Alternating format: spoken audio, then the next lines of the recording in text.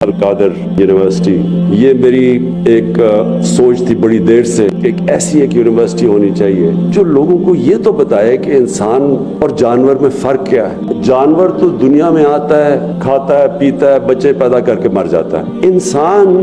اگر وہ بھی دنیا میں صرف کھا پی کے بچے پیدا کر کے مر جائے تو اس میں اور جانور میں کیا فرق ہوا؟ جب اللہ نے کہا تھا نا کہ میں نے تمہیں دنیا کی عظیم مخلوق، اشرف المخلوقات پیدا کیا، اور پھر فرشتوں کو کہا کہ اس کے سامنے جھکو، اور وجہ بتائی شیطان نے جب نہیں جھکا کہ تمہیں نہیں پتا انسان کو میں نے کیا صلاحیتیں دی ہیں۔ سو انسان کا بہت بڑا مرتبہ اللہ نے بنایا۔ پرابلم یہ ہے کہ انسان زیادہ تر دنیا میں عقل مند جانور کی طرح پھرتا ہے۔ القادر یونیورسٹی کا مقصد کیا؟ ہمارا جو دین ہے یہ کیسے لوگوں کی زندگی میں ریلیونس لے کے آتا ہے۔ بدقسمتی سے مسجد میں جو جاتے ہیں اور جو مسجد سے باہر نکلتے ہیں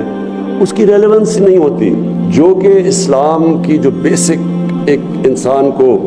کیریکٹر بلڈنگ ہوتا ہے، اس میں اچھے برے کی تمیز بتاتا ہے،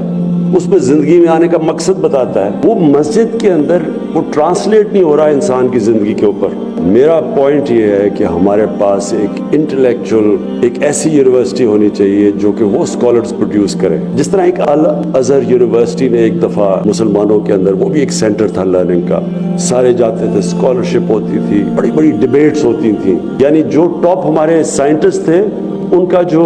انڈرسٹینڈنگ دین کی تھی اور قرآن کی وہ بھی بہت تھی، یہ بڑے بڑے سائنٹسٹ تھے، تو ساتھ ساتھ چل رہا تھا، سائنس بھی چلتی تھی اور ان کو دین کی بھی سمجھ تھی۔ اب یہ بالکل سیپریٹ ہو چکا ہے، اور میں یہ چاہتا ہوں کہ اس یونیورسٹی میں وہ اسکالرشپ آئے جو کہ یہ آگے، جس طرح علامہ اقبال کا تھا کہ دی ریکنسٹرکشن آف ریلیجس تھاٹ کی ایک انہوں نے کتاب لکھی ہے، کہ اس کو اب آگے لے کے جائیں ہم، کیونکہ جو اسلام ہے، جو علامہ اقبال کی سارا تھیسس تھا، اس کے جو فاؤنڈنگ پرنسپلز ہیں وہ تو چینج نہیں ہوتے، لیکن باقی چیزیں اجتہاد اس سے چینج ہوتی رہتی ہے، وقت کے ساتھ وہ گرو کرتا ہے ہمارا دین، وہ اسٹیگنیٹ نہیں کرتا، اور وہ تب کرتا ہے جب کہ اسکالرز اس کیپبلٹی کے ہوں جو کہ ڈیبیٹ کر کے تھاٹ پروسیس آگے لے کے جائیں۔ تو القادر انشاءاللہ میرا ویژن ہے کہ یہ ہمارے ملک میں ایک ہماری سوچ کو ڈیولپ کرے گا۔ اس وقت جو ہمارا یوتھ ہے وہ اتنا متاثر ہے مغرب کی ٹیکنالوجیکل پروگریس سے، اس سے وہ اتنے متاثر ہو گئے ہیں کہ وہ ریئلائز نہیں کرتے کہ اس میں بڑا فرق ہے۔ ایک معاشرہ ٹیکنالوجی میں تو آگے چلا جائے گا، لیکن کیا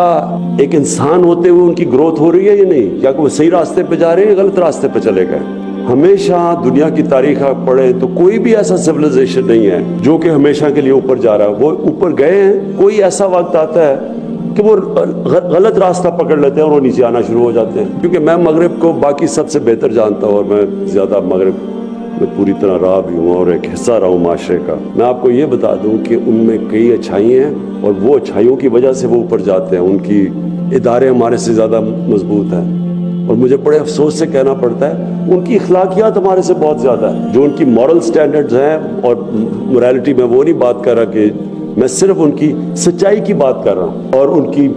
محنت، تعلیم، اس میں ہمارے سے زیادہ آگے نکل گئے۔ لیکن جو ان کی تباہی ہے وہ ان کے فیملی سسٹم کے اندر ہے، اور فیملی سسٹم ہوتا ہی اس کا تعلق دین کے ساتھ ہے۔ یہ کسی نے کہنا کہ جی آج کل اگر وہ فیملی سسٹم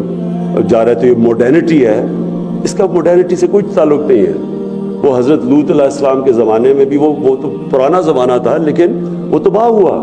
ان کی مورالٹی، جب ان کا جو فیملی سسٹم سارا کریش ہوا تو معاشرہ گیا، اور جب مورل سسٹم تباہ ہوتا ہے تب بھی ایک معاشرہ چلا جاتا ہے۔ فائنینشیل کولیپس پہ سویلائزیشن نہیں نیچے جاتا، ان کی جب مورل ویلیوز کولیپس ہوتے ہیں وہ نیچے چلا جاتا ہے۔ اسلام میں جو گائیڈنس ہے، اس گائیڈنس کے لیے لیڈرشپ چاہیے، اور مجھے افسوس سے کہنا پڑتا ہے کہ وہ لیڈرشپ بہت پاکستان میں، یعنی جو ملک بنا ہی تھا اسلام کے نام پہ، اور جو علامہ اقبال کی خواب ہی یہ تھی کہ ہم نے ایک ماڈل بنانا ہے دنیا کو کہ اصل میں اسلام کیا ہے، یہ اصل میں لیڈرشپ یہاں سے نکلنی چاہیے، جو میری ساری خواب ہے، جو کہ وہ لیڈرشپ پروڈیوس کرے گی، جو تھاٹ لیڈرز ہوں گے، جو بتائیں گے لوگوں کو، جو ریسرچ کریں گے، جو نبی صلی اللہ علیہ وسلم کی جو زندگی کے اندر چیزیں ان کی پورا، کہ وہ سارا کانسیپٹ مدینہ کی ریاست کا کیا تھا، انہوں نے کیا وہ ریاست سیٹ اپ کی، جس کے اندر کون سے وہ پرنسپلز تھے، وہ ایٹرنل پرنسپلز تھے، ہمیشہ کے لیے انہوں نے سیٹ کیے،